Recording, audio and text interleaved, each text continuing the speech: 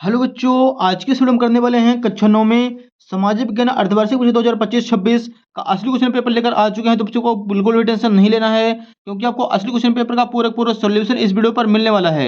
यदि आपने इस वीडियो को शुरू से लेकर लास्ट तक वॉच कर लिया तो 100% गारंटी है कि आपके इस बार 75 में 75 नंबर आने वाले, आपका एक भी नंबर कहीं पास का कटने वाला नहीं है।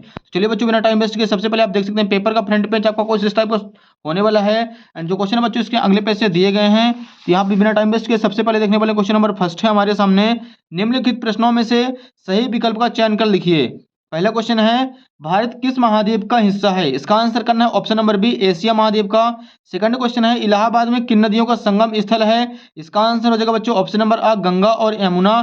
तीसरा प्रश्न है, प्रथम विश्व युद्ध कब लड़ा गया था? इसका आंसर करना है ऑप्शन नंबर आ, 1914 से 1918। चौथा क्वेश्चन है, संविधान की प्रारूप कमेटी के अध्यक्ष कौन थे? इसका आंसर हो जाएगा option number B, doctor Bhimrao Ambedkar.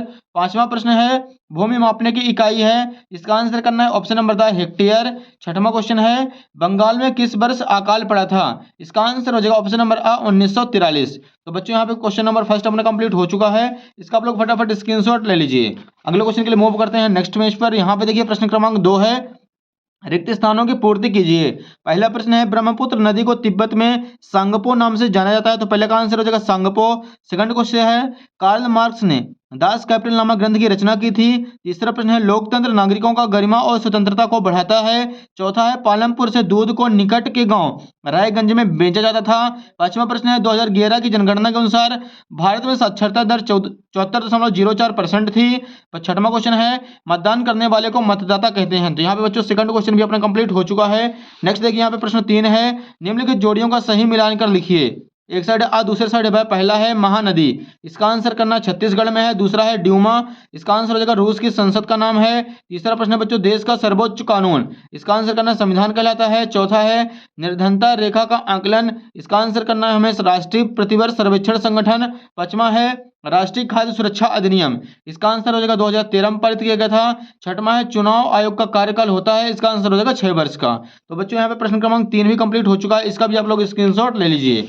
अगले क्वेश्चन के लिए मूव करते हैं नेक्स्ट पेज पर। यहाँ पे देखिए क्वेश्चन नंबर 4 है, निम्नलिखित प्रश्नों के उत्तर एक शब्द वाक्य में लिखिए।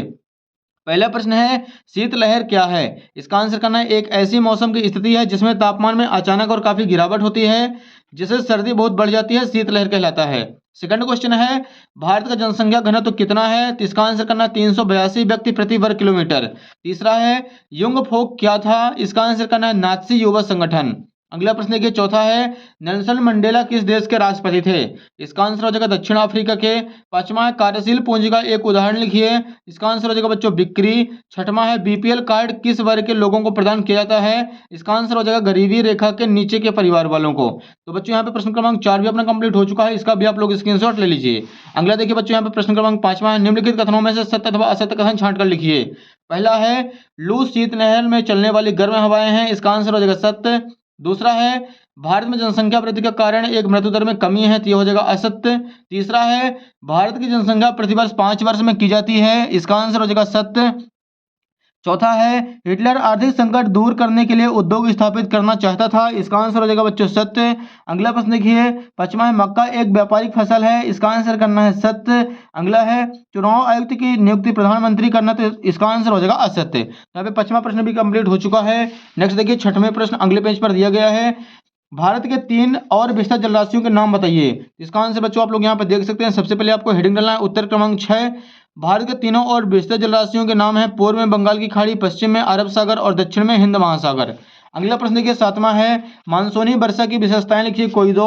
इसका आंसर करना है, मानसूनी वर्षा कृषि के लिए बहुत अहम है। दूसरा हो जाएगा, मानसूनी वर्षा अनिश्चित होती है। अगला प्रश्न देखिए 8वां है, 8वें का आपको अथवा करना है, नीम और तुलसी के एक एक औषधीय उपयोग लिखिए। इसका आंसर लिखना में, नीम शरीर की गंदगी साफ करता है और तुलसी लीवर को मजबूत बनाती है।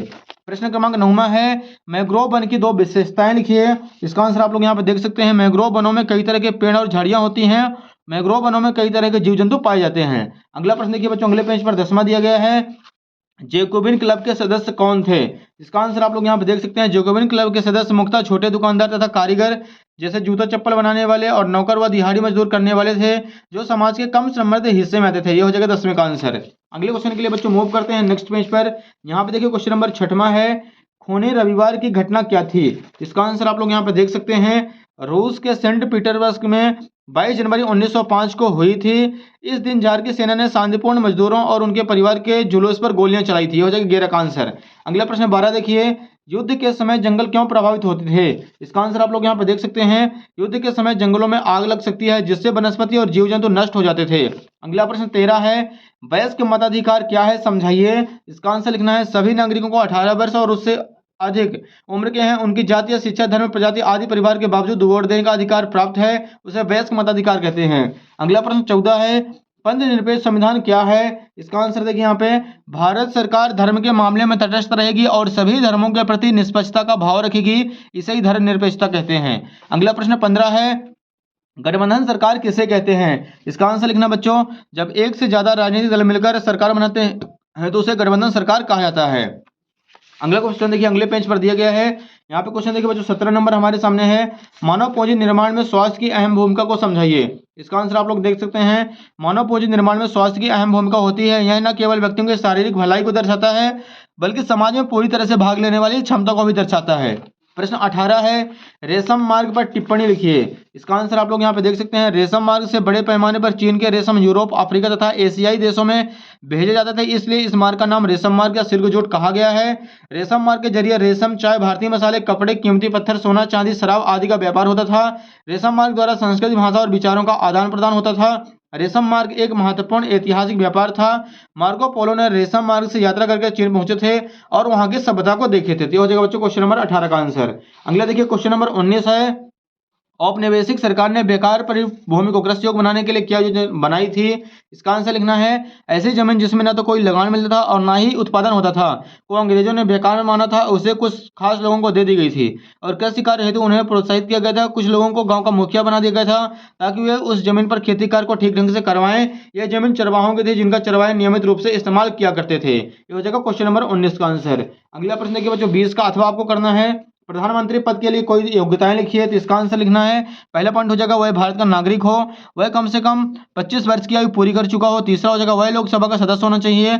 चौथा हो जाएगा वह किसी सरकारी लाभ के पद पर ना हो। यह हो जाएगा क्वेश्चन नंबर 20 का अथवा। अगला क्वेश्चन देखिए बच्चों, अगले पेज पर दिया गया है। यहाँ पे हमारे सामने क्वेश्चन नंबर 21 है, भारत के नाम मानचित्र पर निम्नलिखित को दर्शाइए। मालवा का पठार, लक्षद्वीप, चिल्का झील, कंचनजंगा आदि। अगला प्रश्न 22 है, भारतीय संविधान द्वारा नागरिकों को कौन कौन से मौलिक अधिकार दिए गए हैं? तो इसका आंसर आप लोग यहाँ पे देख सकते हैं। पहला पॉइंट लिखना है, समानता का अधिकार दिया गया है। दूसरा हो जाएगा स्वतंत्रता का अधिकार। तीसरा हो जाएगा शोषण के विरुद्ध अधिकार। चौथा हो जाएगा धार्मिक स्वतंत्रता का अधिकार। अगला प्रश्न देखिए बच्चों, लास्ट क्वेश्चन नंबर 23 हमारे सामने, भारत में निर्धनता के क्या कारण थे? तो इसका आंसर आप लोग देख सकते हैं। सबसे पहला पॉइंट लिखेंगे, तीव्र गति से बढ़ती हुई जनसंख्या। दूसरा हो जाएगा पूंजी निर्माण का अभाव। तीसरा हो जाएगा बेरोजगारी। चौथा हो जाएगा कीमत स्तर में वृद्धि। तो बच्चों यहाँ पे प्रश्न क्रमांक 23 भी अपना पूरी तरह से कंप्लीट हो चुका है। उम्मीद है कि आपको वीडियो पसंद है। वीडियो को लाइक कीजिए, चैनल को सब्सक्राइब कर लीजिए, क्योंकि बाकी सारे विषय के आपके असली क्वेश्चन पेपर वो भी पूरा सोल्यूशन के साथ इसी यूट्यूब चैनल पर मिलने वाले हैं।